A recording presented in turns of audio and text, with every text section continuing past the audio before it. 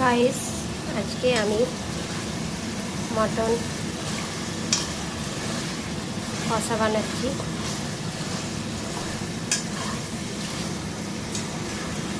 মোটামুটি প্রায় সব রান্নাই শেষ, মাটনটা হলেই হয়ে যাবে। মাটনটাকে খুব ভালো করে আমি এখন কষবো।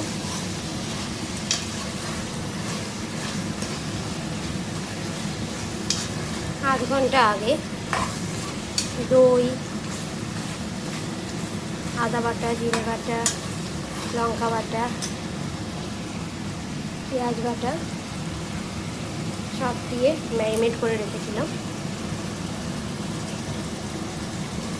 আধ ঘন্টা পর আমি কড়াইয়ে তেল দিয়ে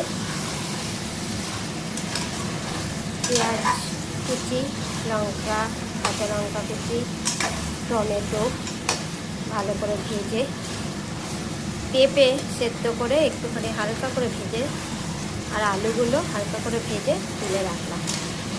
এবার মাংসটা আমি খুব ভালো করে কষিয়ে, যখন মাংসটা খুব ভালো করে কষে তেল ছাড়বে, তখন আমি সামান্য পরিমাণে একটু জল দেবো।